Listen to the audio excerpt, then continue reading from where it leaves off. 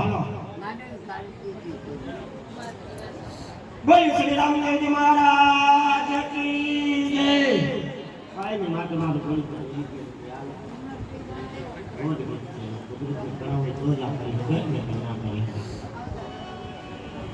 અમારા મંદિરના પૂજારી મહંત શ્રી શાંતિદાસ બાપુના આમંત્રણને માન આપી જે ભાઈઓ મહેમાનો સંતો પધાર્યા છે એનું ભાવથી શાંતિદાસ બાપુ વતી હાર્દિક સ્વાગત કરું છું. અમારા આંગણે આજે આ રૂડો પ્રસંગ આદિકાળથી ઉજવાતો આવે, વર્ષોથી ઉજવાતો આવે, કોઈ પણ વિઘ્ન જ નથી આવ્યું આજ સુધીમાં. મંદિર નિર્માણ થયું 1985માં, ત્યાંથી તો સદાબહાર બહુ સારો કાર્યક્રમ વર્ષો થયા. એક પણ માણસ પ્રસાદી લીધા વગરનો ગામનો નથી રહ્યો. આજુબાજુના 100 ગામનો કોઈ માણસ નથી રહ્યો કાંઈ પ્રસાદી લીધા વગરનો ગયો. વર્ષો થયા બાપુ, એક પણ વિઘ્ન નથી આવ્યું. આદિકાળથી આ પ્રસંગ ઉજવાતો આવે અને ગામ આખું ભાવથી કાયમી માટે પેઢીઓ બદલી ગઈ.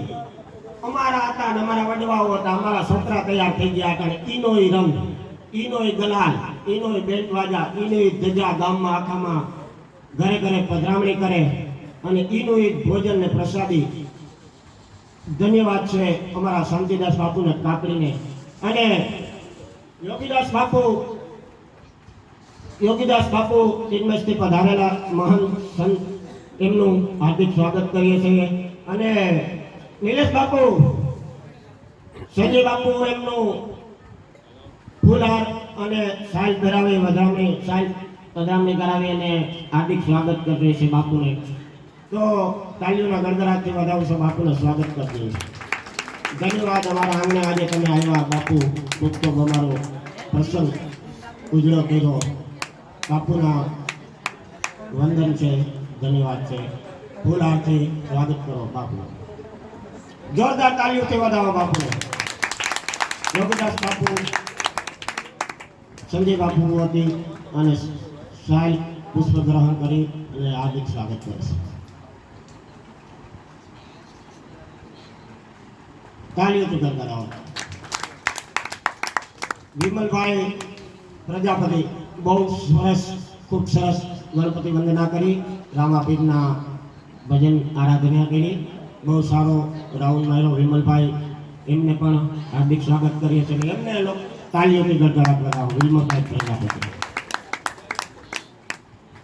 હવે ચા પાણીનો દોર ચાલુ છે અને કોઈ ભક્તજનો ગદગંગા પ્રસાદ લીધા વગર કોઈ જાય નહીં એવું બાપુનો ભાવથી આમંત્રણ છે કે કોઈ માણસ હજી ભજન એક રાઉન્ડ મારી અને કોઈ પણ માણસ પ્રસાદી લીધા વગર જાય નહીં. જ્યાં બેઠા છું ત્યાં ચા પાણી આવે છે. હવે એક ભીખાભાઈ ને આપણે વર્ષોથી સાંભળીએ જ છીએ, આપણા જ કહીએ ઘરના બે ભજન એ કરશે. અને જુનાગઢથી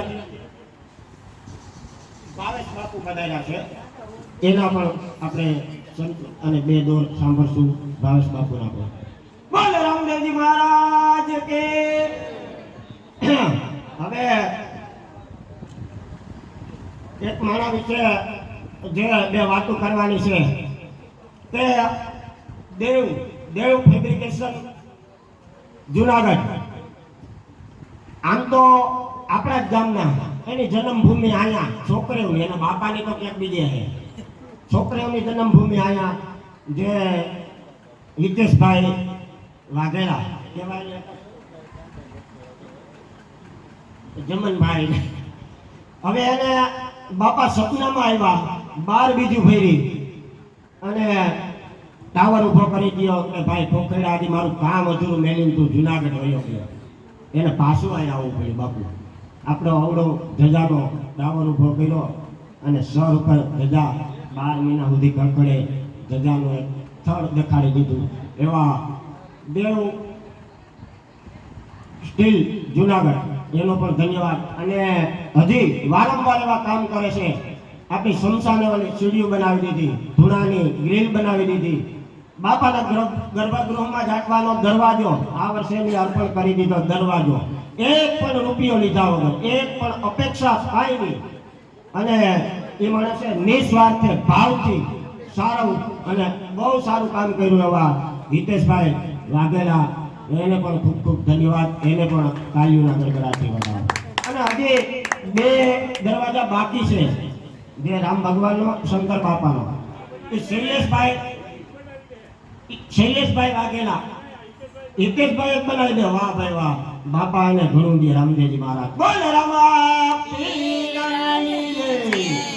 હાલો આવો. હા, ભજની મિત્તીથી ભાઈ આવ્યા છે. એક ભજનીથી કારાભાઈ મિત્તીથી પધારેલા છે. ખૂબ ખૂબ ધન્યવાદ. એમને પણ બે ભજનનો દોર આપશું. કારાભાઈ મિત્તીથી પધારેલ છે, એમનો પણ ખૂબ ખૂબ ધન્યવાદ.